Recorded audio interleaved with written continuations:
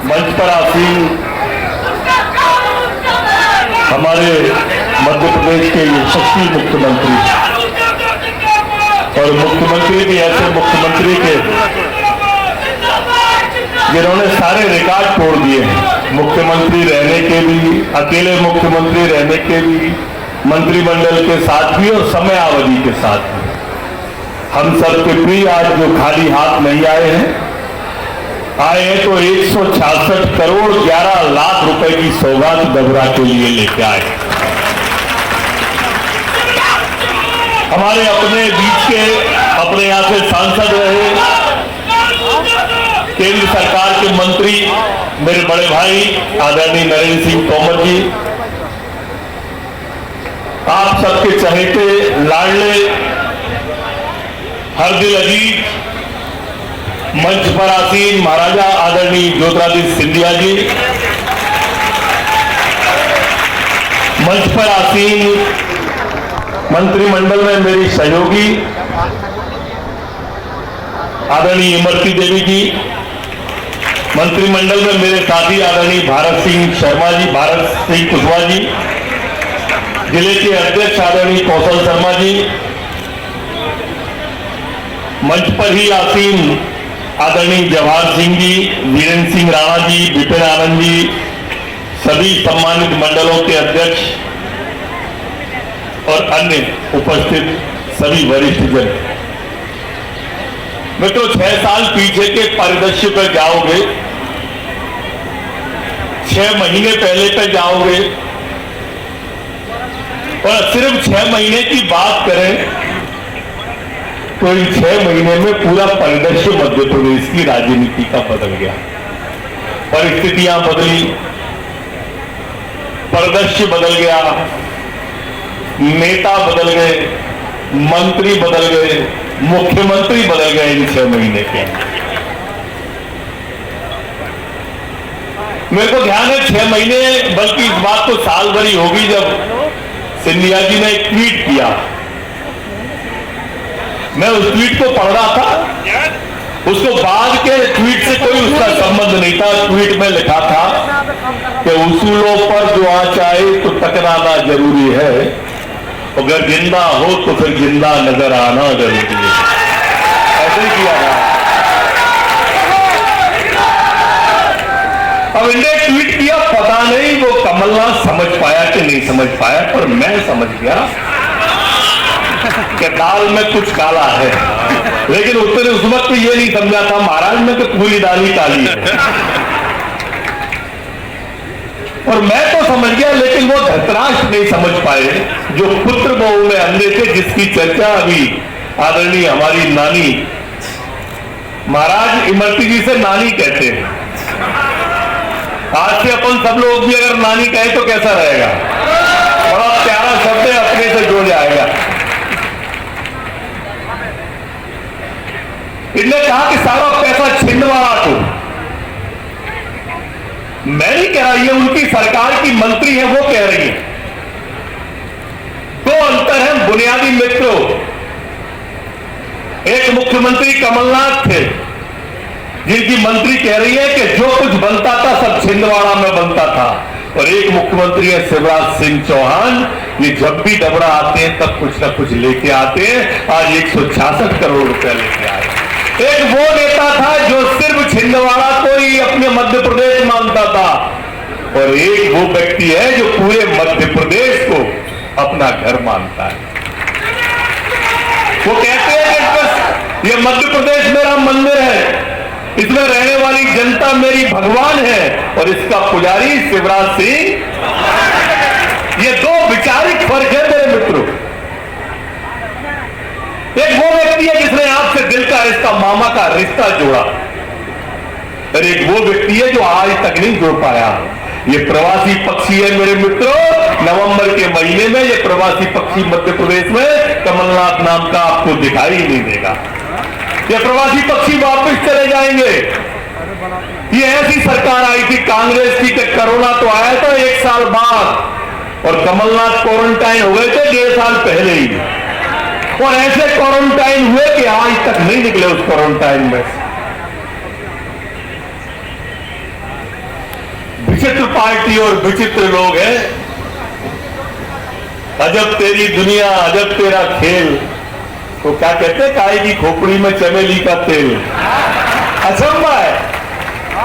राजस्थान के कांग्रेस के विधायक छोड़ के चले गए कांग्रेस को, तो राहुल भैया कहते हैं कि लोकतंत्र की हत्या हो गई, और वापिस आ गए तो फिर क्या पुनर्जन्म हो गया कांग्रेस, लोकतंत्र का पुनर्जन्म हो गया।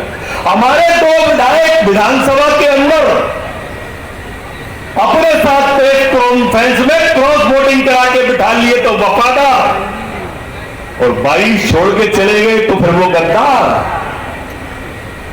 अरे कांग्रेस के बंधु, इतनी उच्च कोटि का नशा लाते कहां से हो? तुम करो तो पुण्य और हम करें तो पाप। मैंने तो मित्रों उसी समय लोकसभा चुनाव में कहा था कि मग्गे के संग बाल्टी फ्री है, एक के संग एक फ्री। लोकसभा बनवाओ, विधानसभा आएगी, आएगी नहीं आएगी। ये पार्टी है जो कहती है सो करती है। आप कहो, हम बचपन से कहते थे ना कि जहां हुए बलवान मुखर्जी वो कश्मीर हमारा है, और जो कश्मीर हमारा है वो सारा का सारा है। कहते थे कि नहीं कहते थे? आज देखिए सारा का सारा है कि नहीं कश्मीर? 370 हटी के नहीं, 35 हटी के नहीं, ट्रिपल तलाक हटा के नहीं। हम कहते थे सौगंध राम की खाते हैं, मंदिर वही बनाएंगे। बन गया कि नहीं बनना शुरू हुआ? बताओ आप लोग। जो कहां से करके दिखाया। और एक तरफ वो कांग्रेस की सरकार जिसके नेता ने कहा, राहुल गांधी जी ने, कि 10 दिन के अंदर 2 लाख रुपए का कर्जा किसान का माफ कर देंगे। इतनी बड़ी भीड़ पीछे स्टेडियम की आखिरी बाउंड्री तक है। कोई बता सकता है एक आध व्यक्ति खड़ा होकर कि किसी के खाते में 10 दिन में 2 लाख आए? कोई नहीं बता दे। किसी को नौरूज मिला, सर्टिफिकेट मिला 2 लाख का, 1.5 लाख का, 1 लाख का। अरे 2-2, 4-4 हजार बांट के अपने सहरे झूठ का सहरा बांधने वाले कमलनाथ, ये मध्य प्रदेश की जनता तुम्हें अब माफ नहीं करेगी। इतनी बड़ी संख्या में नौजवान खड़े हो। अभी मेरी नानी इमरती जी कह रही थी, वो कह रही थी कि मेरे इतने सारे बेटे खड़े हैं नौजवान, मेरे को भगवान ने वो कमी पूरी कर दी। कहा कि नहीं कहा? अरे इतने नौजवान खड़े हो तो बताओ, किसी नौजवान के खाते में कमलनाथ के घोषणा पत्र के 4,000 रुपए आए क्या? 15 महीने के 15 चौक 60,000 रुपए आए क्या? किसी एक के भी आए हो तो बताओ। एक के भी खाते में नहीं आए। लिखित में झूठ बोलने वाली पार्टी अगर हिंदुस्तान में कोई है, जो रिटन में झूठ बोलती है, जो अपने घोषणा पत्र में झूठ बोलती है, तो वो एकमात्र पार्टी कांग्रेस सरकार है। मित्रों, मैं प्रदेश पर ज्यादा नहीं बोलना चाह रहा आज, क्योंकि मैं तो यहीं का हूं, गली गली घूमूंगा, अपनी और नानी की बात करना चाह रहा हूं। हम दोनों डबरा के हैं। आज नरोत्तम जो कुछ है आप सबकी बदौलत है।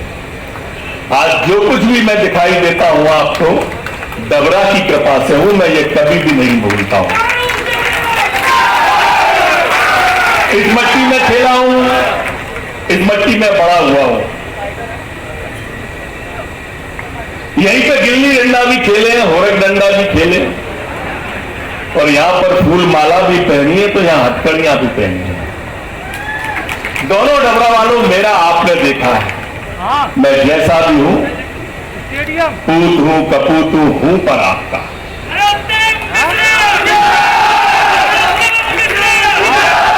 जिंदगी जी रहा हूं डबरा के नाम पर। आपका लंगोटा जहां भी जाता हूं वहां घुमाता रहता हूं, और मरूंगा भी डबरा वालों तो आपके लिए ही मरूंगा, जब भी मरना पड़ेगा। दूसरी तरफ माननीय इमरती देवी है, यह भी डबरा की पहचान है। ये अपनी बेटी है, अपनी बहू है। बेटा और बेटी, बेटा, हम दोनों अलग अलग पार्टियों में थे, अलग अलग विचार थे, हमारे डंडे अलग थे, हमारे झंडे अलग थे, हमारे एजेंडे अलग थे। मुझे आपने डबरा से जिताया, डबरा से मैं दतिया चला गया, उसके बाद लगातार इमरती जी आ गई। सरकार भारतीय जनता पार्टी की, वो विपक्ष में, वो चाहते हुए कुछ नहीं करा पा रही थी, और स्वभाव उनका जैसा था, विपक्ष में थी तो विपक्ष की भूमिका निभाती थी।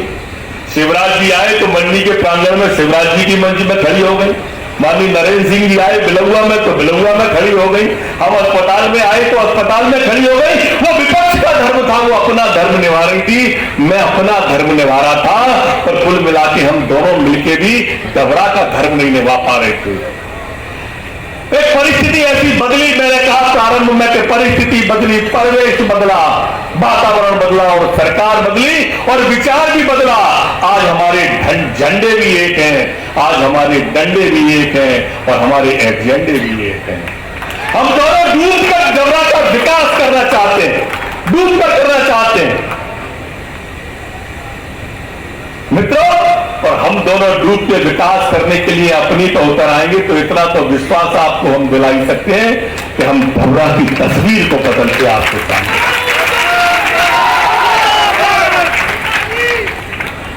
एक दिशा में बढ़ने भर की देर है। इस बार आपका आश्वासन पहले से अच्छा होना चाहिए, पहले से अच्छा नहीं होगा तो लोग मेरे पर शक करेंगे, ये ध्यान रखना।